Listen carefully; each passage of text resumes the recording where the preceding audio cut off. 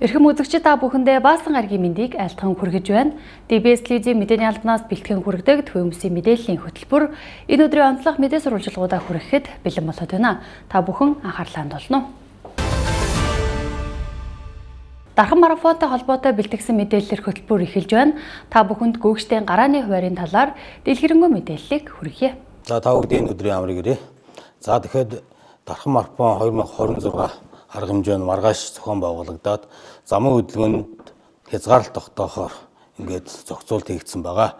За тэгэхээр замын хөдөлгөөнд маань өглөө 6 цагаас 14 цагийн хооронд ерөнхийдөө дараах зам маршрут хязгаарлалт тогтоогдож хөдөлгөөн хаагдах байгаа. За энийг нийт хэрэгтээ бас урьдчилан анхааруулж та бүгд үнэхээр ажил төрөлтөө за аж ахуйн нэгжүүд байгууллагаараа татаа авалт хийхээр болвол өнөөдөр болон өглөө 6 цагаас өмнө энэ үйл ажиллагаа явуулаарай гэдгийг хэлье.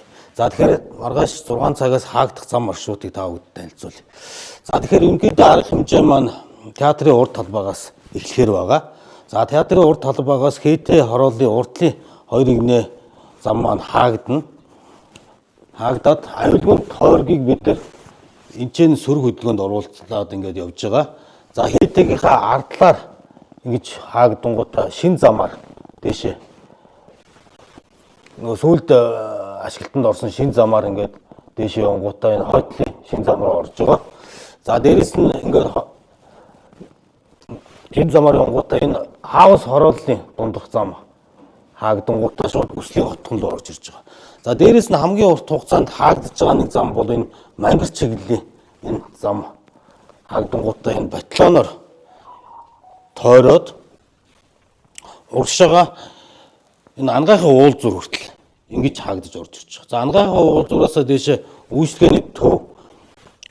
За ингээд одоо албаны уртлын югаар ороод ингээд энэ том тойргоор буюу 10 км-ийн маршрутаар ингээд зам маань өглөө 6 цагт хязгаарлагдахар байгаа. За тэгэхээр энэ дээр л шуурхай албаны автомашиныг чөлөөтөө нэвтрүүлж гарах чиглэлээр бид нар л дотооддоо зохион байгуулалт хийгээд ингээд шуурхайны албаны автомашин бол одоо ингээ орц гарцуудыг нээж өгөөд ингээ ажиллаж байна. За иргэд жолоочид энэ ч орсон сууж байгаа хүмүүсийн хувьд л одоо 6 цагаас 14 цагийн хооронд л ерөнхийдөө яг энэ хөдөлгөөнүүд л хязгаарлагдана. Тийм учраас та бүгд л өнөөдөр ажил төрлөө зохицуулаад өглөө 6 цагаас өмнө хөдөлгөөн үйлдэхээр бол үйлдээд за мөн аж ахуйн нэгж байгууллагууд бараад татан авалт хийхээр болвол өнөөдөртөө багтаагаад ингээд энэ зам маршрутанд орохоргүй ажил төрлөө зохицуулаарай гэдгийг та бүгдэд бас хэлэхээр байна. За ингээд ерөнхийдөө нэг 90 цэгтэл цагдаагийн алба багчлал яг энэ зам хязгаарлалтан дээр л одоо ажиллана. Тэгэхээр цагдаагийн алба багчаас тавьсан шаардлагыг та бүгд маань одоо энэ тэмцээн юутай уялдуулаад хүлээ аваад бас хүндэтгэлтэй хандараа гэдгийг бас та бүгдээ хэлцүүлмээр байна. Тэгэхээр одоо дээрх зай талбаанууд дээр бол 14 цагт өглөөний 6 цагаас 14 цагийн хооронд бол зорчих хөдөлгөөн хязгаарлагдана. За энэ талын мэдээллийг бол сая цагдаагийн байгууллагын бие бүрэлдэхүүн та бүхэндээ өглөө. За мэдээж бол цагдаа, онцгой, эрүүл мэндийн байгууллагуудын тусламж үйлчилгээний машинууд бол одоо яг дээрх одоо хязгаарлагдж байгаа бүс дотор бол чөлөөтөө орж гарах орц гарцуудыг бол одоо бас төрийн тусгай чиг үүргийн байгууллагууд хоорондоо бол маш сайн төлөвлөж уялдуулсан байгаа гэдгийг та бүхэндээ бас хэлье. За тус өдөр Дархан уул аймгийн Дархан сумын хэмжээнд бол ялангуяа хуучин Дархан буюу за худалдааны төвүүд бол бүгд чөлөөтэй ажил.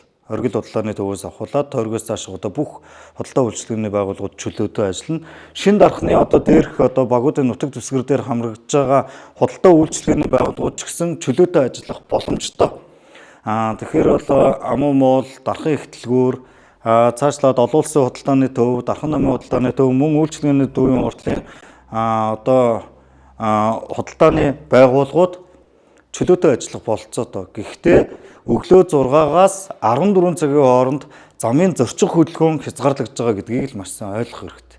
За бидний хувьд бол тус тэмцээнийг бүтэн одоо яг ингэж одоо зохион байгуулад ингээд нөө арга хэмжээнүүдэд төлөвлөлт харахаар Дархаутын хэмжээнд шинэ Дарханд бол ялангуяа энэ дээрх нэгжүүд дээр бүтэн өдөр энэ тэмцээн уралдаа явагдах ийм одоо төлөвтэй харагдажсэн ч гэсэн бид нэр өглөө 7 цагт эхлүүлж байгаа нь аль болох энэ одоо зам талбайн одоо хязгаарлалтуудыг төрүүлж чөлөөлөх 14 цаг гэхэд эцсийн байдлаар хэвийн хэмжээнд оруулахаар ингэж бол одоо төлөвлөж тэмцээн уралдааныхаа төрлүүдийг зайнуудыг бол одоо эрт 7 цагт эхлүүлж байгаа гэдгийг бас иргэддээ дуулгая. За тус өдөр бол бүтэн өдрийн хугацаанд бол яг энэ дээрх 1.5 км-ийн энэ зайн бүс бол одоо автомашингүй бүс болж бол ингэж бол зарлагдж байгаа. За энэ нь бол өөрөө найрамдал талбай уртлын хэсгээс 16 давхрын уртлын уулзуур руу эргээд за үндсэндээ буцаад бол дархан тавь зохицолбороор эргээд очих энэ зам дээр бол одоо бид нар бол зорчих хөдөлгөөнийг бол бүтэндээ хязгаарлахаар ингэж тооцож байна. Гэхдээ тус өдрийнхөө тэмцээн уралдаантайгаа уялдуулаад саяны гол үндсэн энэ одоо 21-42 км 10 км-ийн энэ ариад ус дотор бол бид нар тэмцээн уралдаанаа зохион байгуулад 14 цагт саяных замын гүйлт явснараа үндсэндээ бол гүйлтийн үйл ажиллагаанууд бол бүрэн дуусж байгаа гэдгийг бас иргэд орсон суугчдаа хэлье. Маргааш зохион байгуулагдах дархан марафон 2026 бүх нийтийн гүйлтэд Дархан хотын иргэн болгон маань бас хүлээцтэй хандаж ажил төрөл одоо бусад чиглэлийн бүх зүйлүүдээ бас одоо дээрх цагийн хугацаанд бол одоо зохицуулж ингэж бол бид бүхний үйл ажиллагаанд дэмжлэг үзүүлж хамтдаа байя гэж нийт дарханчудаас уриалаа. Өглөө 6 цагаас 14 цагийн хооронд бид нар бол дээрх хязгаарлалтуудыг хийж ингэж бол ажиллах нэ. Замын хөдөлгөөний хязгаарлалттай холбоотойгоор ерөнхийдөө захлагаан хөдөлгөөртэй дугуй скутер одоо сорооны хөдөлгөөнийг л бас хязгаарлаж байгаа гэдгийг та бүгд хэлье. Дээрээс нь одоо ингээд нийтээ ингээд зам хаагдахаар бусад замууд мэдээ ачааллууд авдаг. Жишээ нь одоо олон улсын замууд нээлттэй байна. Парк таван одоо нэгдсэн эмнэлгийн урдлын зам энэ байна. Тэгэхээр одоо дархан хоёрлоо ингэж явах энэ хөдөлгөөнүүд маань нэлээд ачаал аавна. Тэгэхээр энэ дээр л цагдаагийн байгууллагаас л одоо энэ тойрог хөдөлгөөнтэй энэ хаагдаагүй замууд дээр бас ачааллыг сэргийлэх чиглэлээр л бас хөдөлгөөн зохион байгуулалт хийж бас ажиллахаар байгаа. Та бүхэн дараагийн онцлог мэдээлэлд анхаарлаа хандуулна уу? Олон улсын хүүхдийн эрхийг хамгаалах өдрийг тохиолдуулан Дархуулан аймгийн прокурорын газраас хүүхдийн гэмтрийг зөрчлөөс хохирогч болохоос өрсөн сэргийлэх зорилгоор нөлөөллийн арга хэмжээг зохион байгууллаа. Энэхүү арга хэмжээг Дархан хотын тээврийн хэрэгслийн хөдөлгөөн ихтэй байршлуудад зохион байгуулж, прокурорын газрын албан хаагчид, скул полиц буюу сургуулийн эргүүлэлээр ажиллалаа. Эргүүлийн явцад хүүхэд зам хөндлөн гарч байгаа тохиолдолд тээврийн хэрэгслийн хөдөлгөөнийг төр зогсоож, зам тээврийн ослын хохирогч болохоос өрсөн сэргийлэх арга хэмжээг авч хэрэгжүүлсэн байна. Мөн энэ үеэр бага насны хүүхдүүд болон эцэг эхчүүдэд зам тээврийн ослын сэргийлэх тухай постэр мэдээлэл, хүүхдийн эрүүл мэндэд сөрөг нөлөөтэй аюултай хүнсний бүтээгдэхүүний талаарх сэрэмжлүүлэг, гарын авлага материалуудыг тарааж заавар зөвлөмжөгч ажиллаж байна. Дархуулан аймгийн хэмжээнд 2026 онд хүүхэд тохирсон хэрэг 31 бүртгэгдсэн байна. За урд оны мөн үетэй харьцуулахад бол 40 орчим хувиар бол буурсан байдаг. За гинтийн шалтгаан нөхцөлийн талаас нь аваад үзвэл эцэг их үр хүүхдүүдтэйгээ харилцаа одоо хараа хяналт нь сударсантай холбоотой гэж үзэж байгаа. За мөн одоо гудамж талбай, захим орчинд хараа хяналтгүй байгаад байгаа нь энэ гэмтрийг гаргахад бас нөлөөлж байна гэж үздэг. Тухайдад одоо гэр бүлийн хүчирхийлэл, эрүүл мэндийн эсрэг халдж байгаа гэмтрүүд төр гэхэд нийт 11 хүүхэд хохирогч болсон байж байна. За мөн билгийн одоо алдшгүй байдлын зөрчсөн гэмтрэгт бол 6 хүүхэд бол хохирогчоор тогтоогдсон байна. Ер нь бол гэмтрэгээс урьдчилан сэргийлэх талаас бол хүүхэд хохирсээр буурж байгаа хэдий ч эцэг их томчууд бид одоо дараах зүйл дээр бас анхаарах зүйл байна. Тухайд бол одоо хараа хяналтыг сайжруулъя. Цахим орчинд хүүхдүүдийг одоо хараа хяналтгүй байлгадаг хязгаарлах. За ялангуяа цахим сүлжээнд одоо зохисгүй хэрэглэнүүд байна. Хяналтгүй контент дээр одоо буруу зуршлыг сурталчилсан гэдэг юм уу? Ийм асуудлууд ч бас гэмтрийг гаргахад нөлөөлж байгааг үгүйсэхгүй байгаа. За мөн зам тээврийн осол гарч байгаа шалтгаан нөхцлүүд үүсгэж байна. Тухайд бол автомашиныхаа түлхүүрийг хүүхдэд шилжүүлээд өгчдөг. Эсвэл замын хөдөлгөөний оролцох бүрд нь тээврийн хэрэгсэл зорчихт нь одоо зориултын хамгаалтын бүс болон суудлыг хэрэглүүлдэггүй ч гэдэг юм. Ийм асуудал байна. Аюулгүй байдлын хангах талаас нь анхаарах зүйлүүд байгаад байна. За цаашдаа бол ганцхан эцэг гэхгүй одоо энэ хууль одоо төрийн санааны байгууллагаас энэ гэмтрээс өрсөн зэрэг чиглэлээр тодорхой ажлуудыг нэг үе шаттай зохион байгуулж байгаа эцэг их болон томчууд бид бас өөрсдөө идэвхтэй бас хамтарч оролцох хэрэгтэй байна. Ингээд хууль тогтоомжийн 1-р сурчлах хүрээнд тодорхой ажил арга хэмжээ зохиох. За дээрэс нь манай байгууллагаас гэмтрээс өрсөн зэрэг салбар зөвлөлтөд бол хамтрах чиглэлээр бол тодорхой ажлуудыг зохиож явдаг. Бид нэр бол гэмтрээс өрсөн зэрэглэх асуудлын хүрээнд шалтгаан нөхцөлийг одоо тодорхой хэмжээнд үйл ажиллагаа явуулж байгаа хүрээндээ судалдаг. Энэ чиглэлээр төрийн захиргааны байгууллагуудад мэдээлэлүүд хүргэж ажиллаж байна. Ингээд хүүхдийн эрхийг хамгаалах өдрийн мэндийг та бүхэнд хүргэж хүүхдийг альва эрсдэл гэмт талгаас хамгаалах чиглэлээр хамтарч ажиллая гэж уриалъя.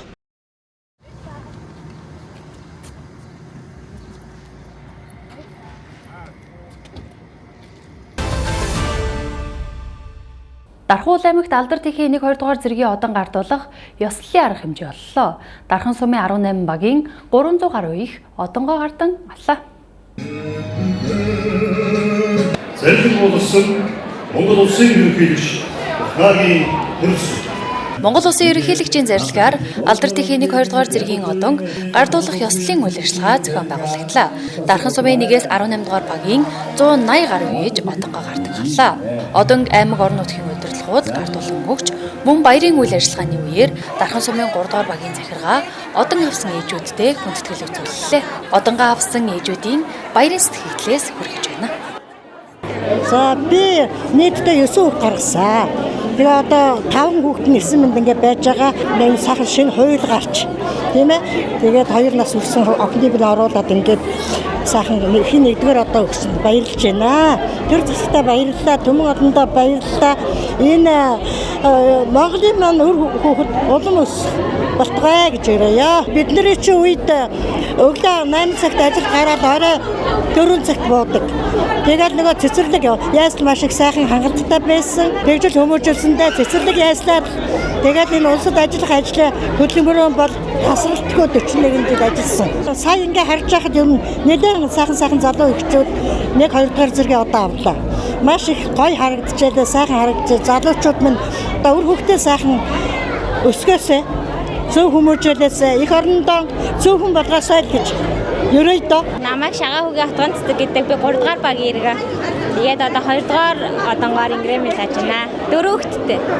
За 1 хүү 3 охинтой. Олон хүүхэдтэй ах гоё гэж боддог. Нөхөртэй 2 хүүхдүүдэд их хайртай. Тэгээд манай хүн их халамжтай. Тэгээ сайхантай ахтал болно даа л гэж боддог. Тэгээ сайханыхаа хүчин олон хүүхэдтэй ингээд стрессгүй гоё өсөж гинаа л гэж боддог. Баярлалаа. Энэ өдрийн амар амгалан та нарт айлтгая. Өнөөдөр Дамбаа хүүхдээ гэрэлтгээд 2 дугаар одонгоо авч байна. Энэ одонтой эхчүүдийг өрөөж гисэн тандаа талархлаа. Одоо авсандаа баярлалаа. Та нарт эрүүл эмхийг хүсье. Хамгийн гол эрүүл мэнд хүсье тийм ээ. Энэ одоо эмэгтэйчүүд ажингал хүсье. Ээжтэй маш их хайртай. Тэгээд ээж аав хоёроо л амар яа тийм ээ бодд юм байна. Би 3 охины хүүтэй. Тэгээ сүүлд одонгийн хүү гаргасан. Өр хөвгтмөл ирүү сарвуулаар бусднаа ерөөсөө зовлон биш гэж байгаа юм дээ. Бүх сайхан ээжүүдтэй одоо авж байгаа ээжүүдтэй бүгдээр баярын мэнд хүргэе.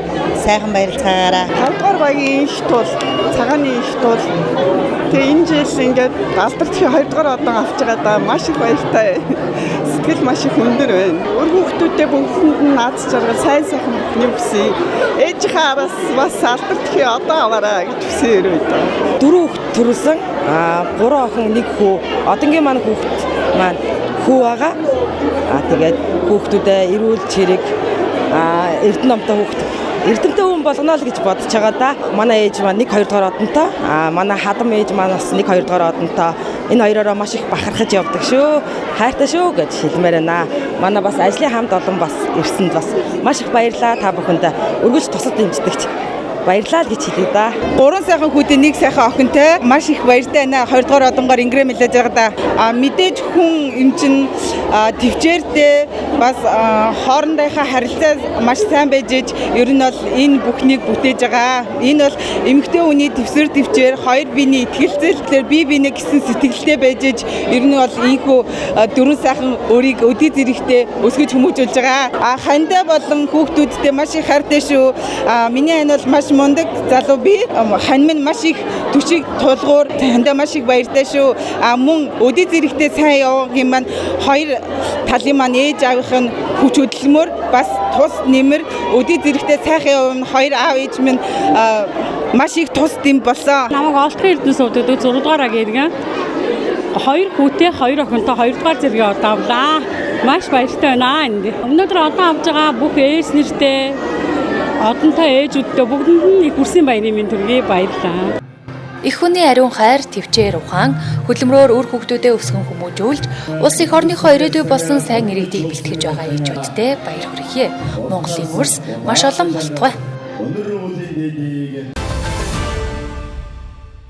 Мэдээллийн хөтөлбөр цаг үеийн холбогдлолтой мэдээллээр үргэлжилнэ.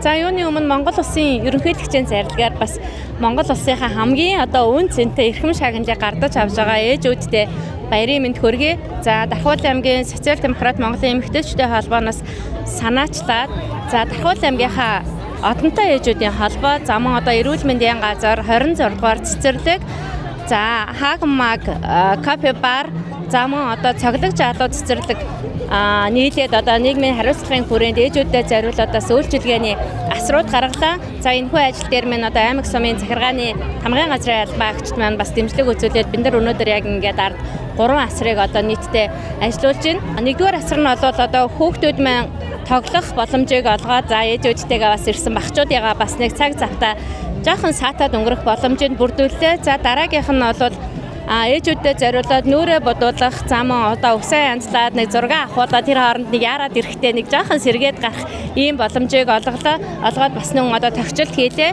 Зам одоо ээжүүдэд зориулаад амрах нэг бас жижигхэн буудан тухайн үедээ нэг ингээд нэг тайвшраад нэг суучих нэг орчин бүрдүүлээд зам одоо эрүүл мэндийн газартаагаа өрхийн эмнэлгүүдтэйгээ хамтраад анхны тусламжийн үйлчилгээнүүд за мөн одоо хүүхэд хуурайлах хэсэг за живхний одоо хэрэгцээгээр бас ингээ хангаад ажиллаж байна. За хамгийн гол нь бас нөгөө өдөр айгүй нэлээд халуун өдөр байгаа учраас хүүтэн ус буюу одоо цэвэршүүлсэн усаар үн төлбөргүй үйлчлэх юм арга хэмжээнүүдийг одоо асар дээрээ зохион байгуулад байж байна. За ээжүүд маань нэлээд их орж ирж байна. Тэгээд нөгөө аргагүй нөгөө өдөржингөө хүүхдүүдтэйгээ өндөр өсгөөтэй энэ ч бас хамгийн гоёод ирж байгаа учраас ээжүүд маань бас нэлээд ирж тухалж амарж байна. Хүүхдүүд маань маш их тоглож байна.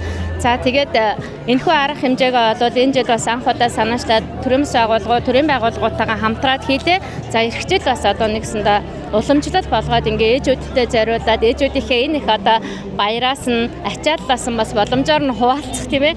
Ээжүүдтэй бас хүндэтгэл үзүүлэх юм одоо байдлаар зохион байгуулнаа гэж бодож байна. Дархан одонтой ээж төрийн бус байгуулах дархан одонтой ээжэнд захим нэгдлгээд одонтой ээжүүд манайх шинээр одон авч байгаа ээжүүдтэй хүндэтгэл үзүүлж тосож одоо авч байгаа байхгүй. Тэгээд ийм ажиллагаа одоо анх удаага хийж байна. Сэтгэл маш өндөр байна, баяртай байна. Дөрөв хүүгийн ээж дархан байна. Гоё байна. Хүүхдүүдээс харж өгөөд ээжүүдийн нүрийн бодлыг сэргээж өгдөг бас гоё байна. Маш их баярлалаа та бүхэндээ.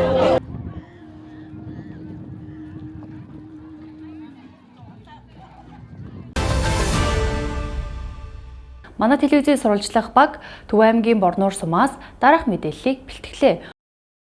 Ургамал газар тариалангийн эрдэм шинжилгээний хүрээлэн Бүгд найрамдах Солонгос улсын Копия Монгол төвтэй хамтран хэрэгжүүлж буй төслийн хүрээнд бүрийнхээ сонгины үр үрсэлгийг механикжуулан тарих технологиг түгээн дэлгэрүүлэх сургалт талбайн өдөрлөг Төв аймгийн Борнуур суманд боллоо. Энэхүү төсөл нь 3 дахь жилдээ үргэлжилж байгаа бөгөөд Штутгартер, Онидо, Ричихон сортын бүрийнхээ сонгины үр үрсэлгийг Төв аймгийн Борнуур сум, Цэлэнг аймгийн Бандал сум, Дархуул аймгийн Хонгор Шарын гол суманд нийтдээ 11 га талбайд тариалж байна. Бид нар бүрийнхээ сонгиныг манай Монгол улс болохоор импортоор одоо үрийг авч тариалдаг. Гэхдээ бид манай Монгол орны өөрийнхөө сонгон маань болохоор төл сонгоноор бол тариалтыг 100% гүйцэтгэж байгаа. Хуучин бол манайх төл сонгон нэвтрээгүй байх үед хар үрийг үрслийн аргаар боожуулж гаргаад ингээд ил талбай тарьдаг. Технологи маань гар ажиллагаатай маш их хүнд нөхцөлтэй байсан болохоор үндсэндээ төл сонгон бол төлхөө тариаланчид маань илүү төлхөө хэрэглээд ингээд нийт тариалангийн маань одоо 100% дандаа төл сонгоноор тариалдаг болсон. Энэ үед бид нар эргүүлээд уламжилт энэ хар сонгоны үрийг тариад хүртлэг боожуулах энэ технологи бид нар болохоор илүү төлхөө оруулж ирж хүмүүстэй тариалахыг зөвлөж байгаа. Төл сонгоноор бид нар тарихад болохоор нэлээд сүүлийн хэдэн жилүүд бол нэлээд их эрсдлүүдийг дагууллаа тийм ээ.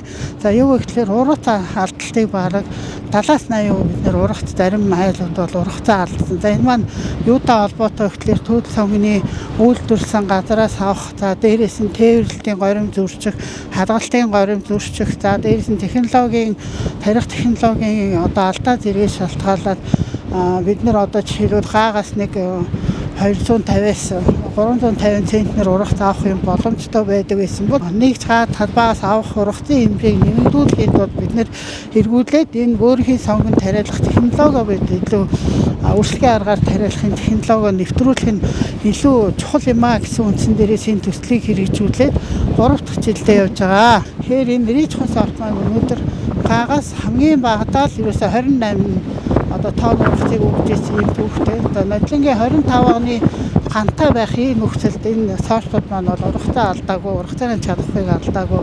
Энэ тариалсан аж ахуйн нэгжүүд маань доктортой ургацыг бол авч чадсан ийм сайхан ололт амжилттай болсон. За энэ жил бас 26 онд мөн адил тийм ээ гантай жил бас тохиохыг бас одоо цаг уурчт маань одоо урьдчилан төлөвийг гаргаад байгаа.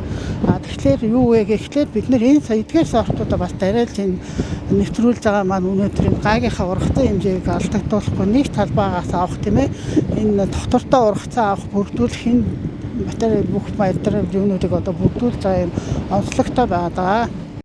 Төв аймгийн Борнуур сумын Монгол улсын зөвлөх Гавьяат агрономч Атар Тунгалаг бүрийнхээ сонгиныг хэрхэн өрсөлдөж тарж ургуулах талаар арга туршилгаасаа хуваалцлаа. Болж энэ хүү төсөлд анханасаа манай сумаас эко орхон компани одоо тэгээд 2 ногоочин энэ төсөлд хамрагдсан. Анх эхлээд эхний жил бол энэ Солонгосын Иричи хүн гээд ягаан хальстай тийм сонгиныг тарилж эхэлсэн. Тэгээд энэ жил туршилтын журмаар эхний одоо 23 онд хамгийн эхлээд туршилтын журмаар энэ төсөл хэрэгжиж эхэлсэн.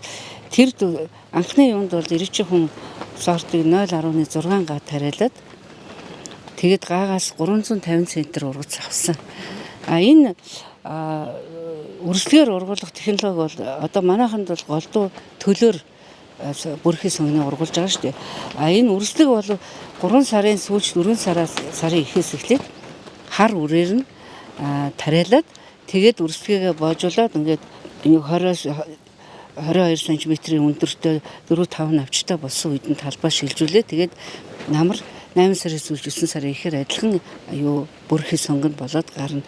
Энэ технологийн гол онцлог бол одоо энэ төл сонгоныг тариалаад таварын болцоо авдаг. Таварын болцоонаас сонголт гэж эргээд хар үр гаргаад ингээд бүрхий сонгон чинь ургуулах чи 2-3 жилийн хугацаа шаарддаг байхгүй.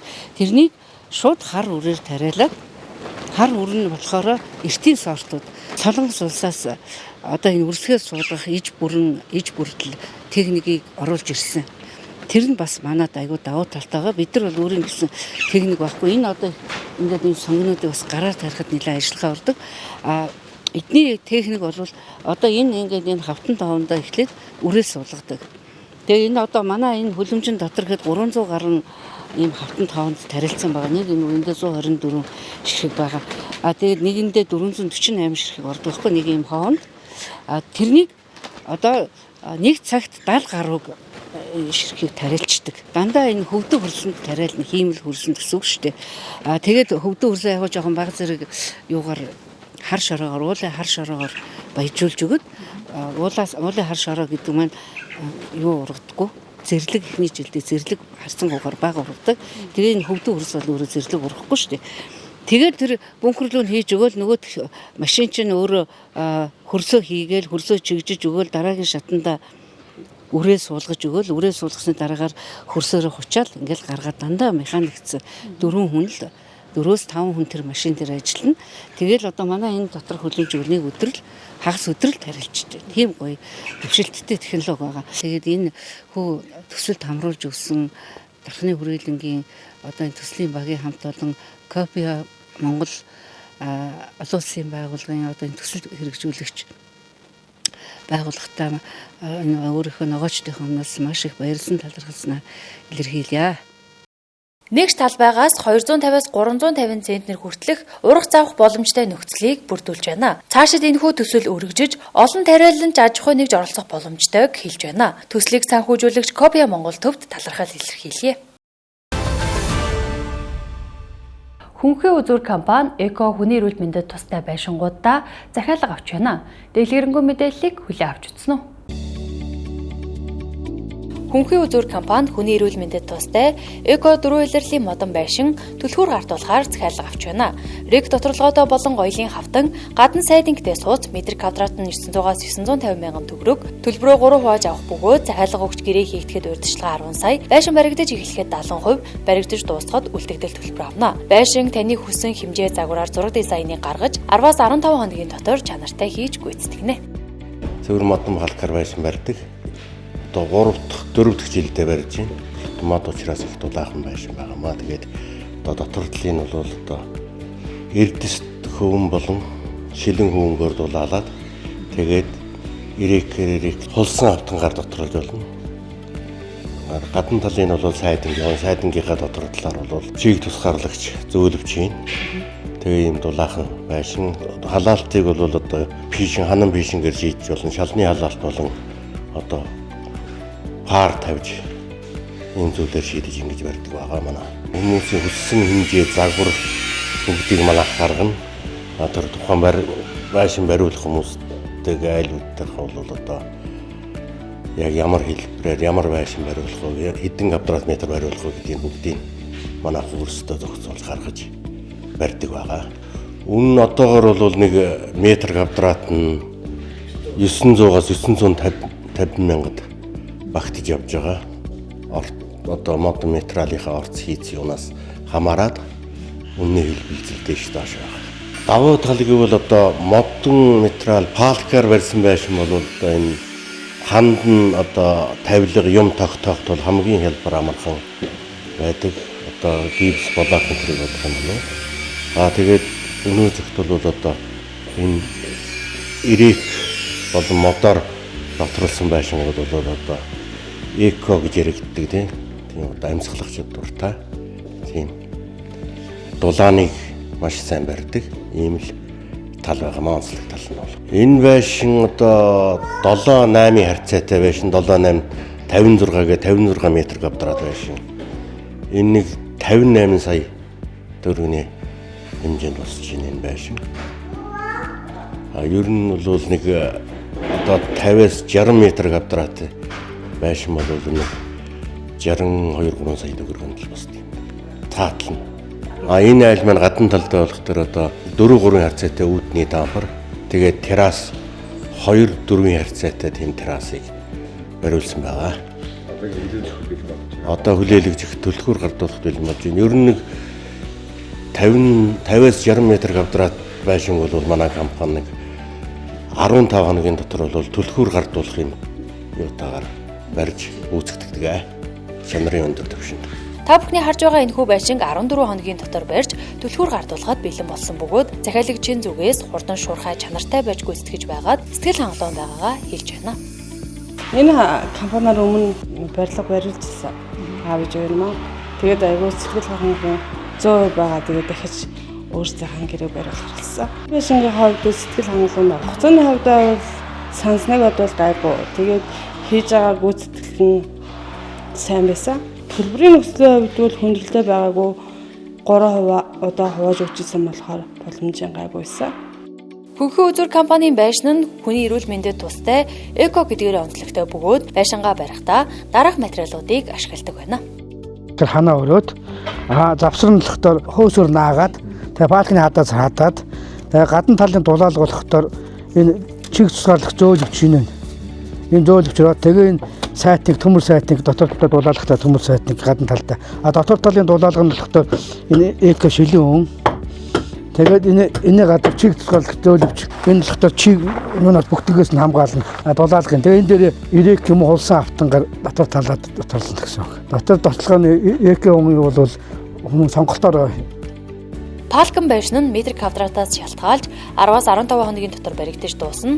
Үүнд 2 өрөө гаргаж таны хүсэлтээр өрөөний зохион байгуулалтыг хийнэ. Дотор засал дулаалга вакуум цонх, дээвэр хаалга, паркетын шал өнгөний сонголтоор ханын пишинг барьж өгнө эсвэл шалны халаалт нэмэлтээр хийлгэж болно. Та 21 аймгийн хаанч өөрийн эзэмшил газар дээрээ дөрвөн улирлын байшингаа захиалаад 10-аас 15 хоногийн дотор түлхүүрээ хүлээн аваарай. Метр квадратын үн 900-аас 950 мянган төгрөг, захиалга өгөх утас 88 96 44 38. Төвийн бүсийн DBS телевизийн мэдээний албанаас бэлтгэн хүргэдэг мэдээллийн хөтөлбөрийн баасан гарагийн дугаар үзэгчдэнд хүрлээ. Анхаарлаа хандуулсанд баярлалаа.